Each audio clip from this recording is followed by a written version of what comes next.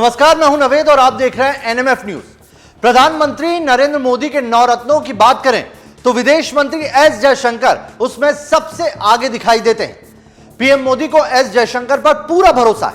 आज भारत की तूती पूरी दुनिया में जिस इंसान की बदौलत बोल रही है वो है एस जयशंकर। यह उनकी काबिलियत ही है कि विदेश सचिव से पीएम मोदी ने सीधे उन्हें विदेश मंत्री बना दिया।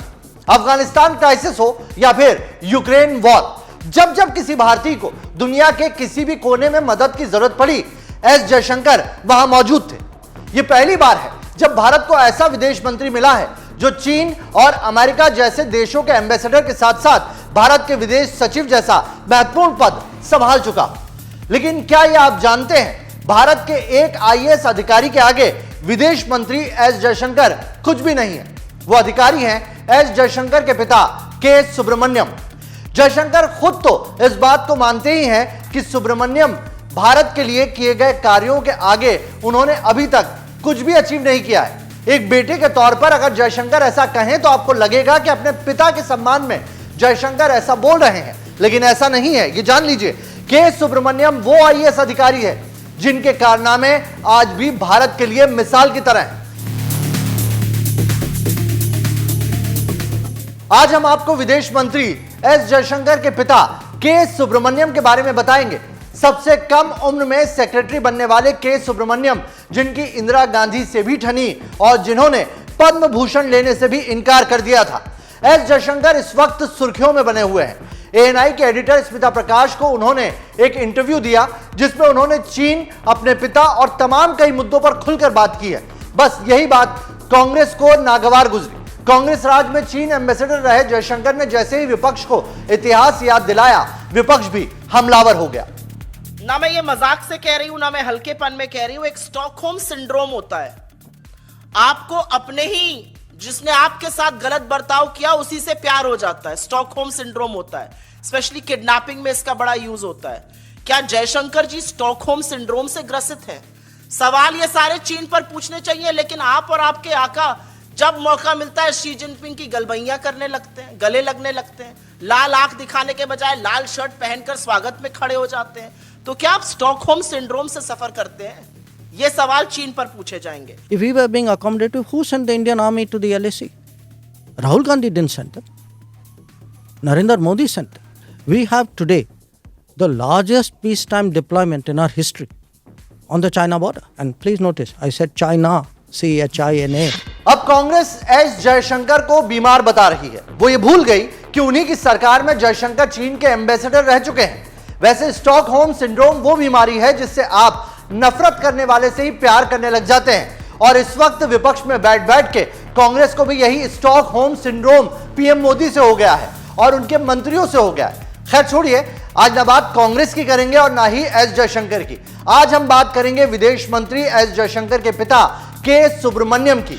के सुब्रमण्यम एक आईएएस अधिकारी थे। तमिलनाडु के तिरुचिरापल्ली में उनका जन्म हुआ और मद्रास प्रेसिडेंसी कॉलेज से उन्होंने पढ़ाई की और बाद में वो प्रशासनिक सेवा में आ गए। के सुब्रमण्यम भारत के सबसे जाने माने स्ट्रेटेजिक थिंकर्स में से एक थे। जयशंकर के पिता के सुब्रमण्यम को भारत के सबसे प्रमुख राष्ट्रीय सुरक्षा रणनीतिकारों में से एक माना जाता है। उन्होंने करगिल युद्ध के बाद करगिल समीक्षा समिति सहित कई भारतीय अधिकारी समितियों और जांच आयोगों का नेतृत्व भी किया है। सुब्रमण्यम 2007 के भारत अमेरिका असैन्य परमाणु समझौते के एक प्रमुख पैरोकार भी थे। भारत को बनाया न्यूक्लियर पावर। के सुब्रमण्यम को जियोपॉलिटिक्स की काफी जानकारी थी और यही वजह थी कि कई प्रधानमंत्री उनकी राय को बड़ी तवज्जो देते थे। यही नहीं, सुब्रमण्यम ने कारगिल वॉर कमेटी की अध्यक्षता की और उन्होंने भारत की न्यूक्लियर पॉलिसी बनाने पर भी काम किया था। वो उस टीम के हेड थे जिन्होंने भारत की न्यूक्लियर पॉलिसी बनाने का काम किया। 1999 से एक साल पहले यानी कि 1998 में भारत के प्रधानमंत्री अटल बिहारी वाजपेयी ने भारत की न्यूक्लियर डॉक्ट्रिन का खाका खींचने का प्लान बनाया।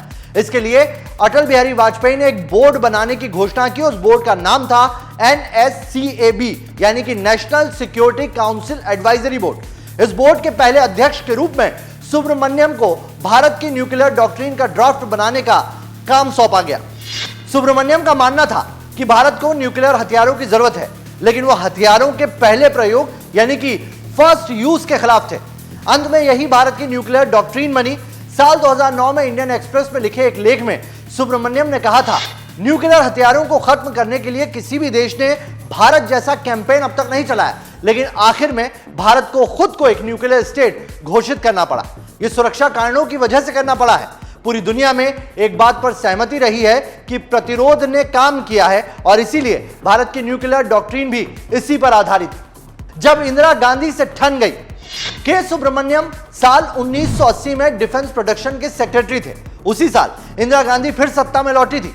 वो जानती थी कि के सुब्रमण्यम कई प्रधानमंत्रियों के साथ काम कर चुके हैं और वो ये भी जानती थी कि वो खुलकर अपनी बात कहने पर यकीन करते हैं और इसी के लिए जाने जाते हैं। जब देश की बात आएगी तो वो किसी के भी सामने खुलकर बोलते हैं, फिर सामने बैठा शख्स प्रधानमंत्री क्यों ना हो। इंदिरा ने सत्ता में आते ही उन्हें सेक्रेटरी के पद से हटा दिया था और इसका जिक्र एस जयशंकर ने भी अपने इंटरव्यू में किया। My father, who was a bureaucrat, had become a secretary, but he was removed from his secretaryship. You know, he became at that time probably the youngest secretary in the Janata government in 1979. For viewers and listeners who don't know, Dr. Jayashankar's father was Dr. K. Subramaniam, who played a key role in formulating India's strategic doctrine. Sorry for interrupting you. So in 1980, he was Secretary Defense Production. In 1980, when Indira Gandhi was re-elected, he was the first secretary that she removed. And, you know, he was the most knowledgeable person, everybody would say, on defense. He was also a very upright person. Maybe that caused a problem, I don't know. जब पद्म भूषण लेने से कर दिया इनकार, सुरक्षा क्षेत्र की जानकारी रखने वाले के सुब्रमण्यम IDSA यानी कि institute for defence studies and analysis के फाउंडिंग डायरेक्टर रहे हैं। इस इंस्टीट्यूट को आज मनोहर पर्रिकर इंस्टीट्यूट के नाम से जाना जाता है। नौकरशाहों के बीच अपने काम के लिए जाने जाने वाले सुब्रमण्यम ने साल 1999 में पद्म भूषण अवार्ड लेने से भी इनकार कर दिया था। उनका मानना था कि पत्रकारों और नौकरशाहों को सरकारी अवार्ड नहीं स्वीकार करने चाहिए। CDS पद पर आइडिया देने वाले के सुब्रमण्यम को 1999 में कारगिल वॉर कमेटी का चेयरमैन नियुक्त किया गया था। यह कमेटी पाकिस्तान युद्ध के बाद सरकार द्वारा बनाई गई थी। कमेटी ने भारत के खुफिया तंत्र में कई बदलाव करने की बात कही थी और इसी कमेटी ने चीफ ऑफ डिफेंस स्टाफ यानी कि आज के CDS पद को गठित करने की वकालत की थी। अंत में CDS को सरकार ने साल 2019 में अपनाया था। पूर्व army chief general Bipin Rawat देश के पहले CDS नियुक्त किए गए थे। हाईजैक किए गए विमान में सवार थे के सुब्रमण्यम 24 अगस्त 1984 को इंडियन एयरलाइंस फ्लाइट 421 पर सवार थे, जब विमान को हाईजैक कर लाहौर पाकिस्तान और आगे दुबई ले जाया गया था। के सुब्रमण्यम उसी फ्लाइट में मौजूद थे। बाद में प्लेन के सभी यात्रियों को रिहा कर दिया गया। वाजपेयी सरकार का भी विरोध किया के सुब्रमण्यम ने। अटल बिहारी वाजपेयी सरकार में भारत की न्यूक्लियर डॉक्ट्रिन का ड्राफ्ट बनाने वाले के सुब्रमण्यम ने एक मुद्दे पर वाजपेयी सरकार का भी विरोध किया था। वो प्रधानमंत्री के प्रिंसिपल सेक्रेटरी और नेशनल सिक्योरिटी एडवाइजर यानी कि NSA के पदों के विलय के खिलाफ थे, जिस पर उन्होंने PM अटल जी से अपनी नाराजगी भी जाहिर कर दी थी। इन दोनों पदों को साल 2004 में मनमोहन सिंह सरकार ने फिर से अलग कर दिया था। हर पार्टी के PM की पहली पसंद रहे सुब्रमण्यम। के सुब्रमण्यम ने सबसे ज्यादा वक्त अटल बिहारी वाजपेयी के साथ बिताया और उनके नॉलेज का लोहा हर PM ने माना। साल 2011 में के सुब्रमण्यम का निधन हो गया। उनकी मौत के बाद तत्कालीन प्रधानमंत्री मनमोहन सिंह ने उनके योगदान पर बोलते हुए कहा था, सुब्रमण्यम का काम सरकार के बाहर भी सराहनीय था। उन्होंने भारत में डिफेंस के क्षेत्र में बदलाव लाने और उसके अध्ययन में काफी काम किया था। यही नहीं, तत्कालीन उपराष्ट्रपति हामिद अंसारी ने भी उन्हें भारत में सामरिक मामलों के जानकारों की लिस्ट में सबसे ऊपर बताते हुए कहा था, सुब्रमण्यम हमारी सुरक्षा नीति के प्रमुखों में से एक है। तो यह है के सुब्रमण्यम, जिनके बेटे एस जयशंकर इस वक्त पूरी दुनिया में भारत का झंडा बुलंद कर रहे हैं। आपको हमारी यह स्टोरी कैसे लगी बताइएगा कमेंट करके।